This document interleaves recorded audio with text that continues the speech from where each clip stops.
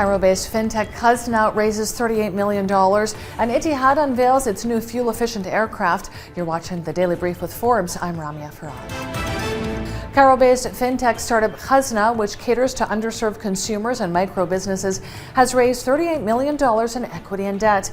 Total investment in the company has reached $47 million since its inception in 2020. Khazna aims to promote financial inclusion and encourage cashless transactions for Egyptians who are active smartphone users and lack access to formal financial services. It currently offers general-purpose credit, buy now, pay later, and bill payment.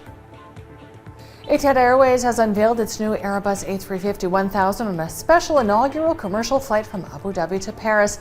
The aircraft is the first A350 to be operated by a UAE airline and the first of 5 A350s set to join Etihad's fleet over the coming months. Etihad says with a 25% reduction in fuel burn and emissions, the A350 will support its goals to reduce CO2. EU antitrust regulators have scrapped their investigation into Qatar Energy after evidence they collected didn't confirm their initial concerns. The EU investigation opened in 2018 focused on Qatar Energy's supply agreements with European gas importers and their ability to sell LNG in alternative destinations within Europe. Officials say the closure decision is based on a thorough analysis of all relevant evidence, including information received from Qatar Energy and the European gas importers. Moodys says it's withdrawn all ratings on Russia and its rated Russian sub-sovereign entities. It says it decided to withdraw the ratings for its own business reasons. Last week, Moodys announced its intention to withdraw its credit ratings on the entities, following similar moves by Fitch and S&P. Germany and Austria have activated their early warning level over possible gas supply disruptions. It comes following a payment term standoff with Russia, which demanded unfriendly countries should pay for gas in rubles from March 31st. Officials say Germany's gas supply is still guaranteed with no shortages, but precautionary measures need to be stepped up either way in the event of an escalation from Russia. Germany is also establishing a crisis team to monitor gas supplies.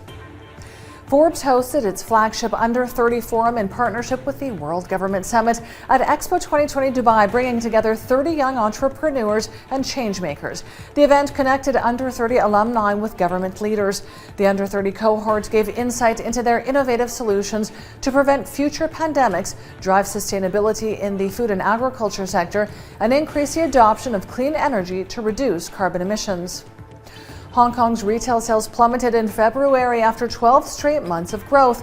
A wave of COVID-19 infections and pandemic measures weakened consumer sentiment and reduced the numbers of people going to shop. Retail sales in February fell 14.6% from a year earlier to $3.22 billion. It's the steepest decline since July 2020, during the early months of the pandemic, when sales dropped 23.1%. At the start of the year, Hong Kong implemented its most draconian measures as the Omicron variant caused a dramatic spike in cases. Sweden's H&M saw quarterly profits sharply below analysts' expectations as the impact of COVID-19, supply chain problems, and investments weighed. The retailer announced a pre-tax profit of about $30.5 million. That's just over a quarter more than what analysts had forecast. That was also far below pre-pandemic levels. Besides the health crisis and supply chain problems, H&M says new investments in tech and the supply chain also weighed on profits.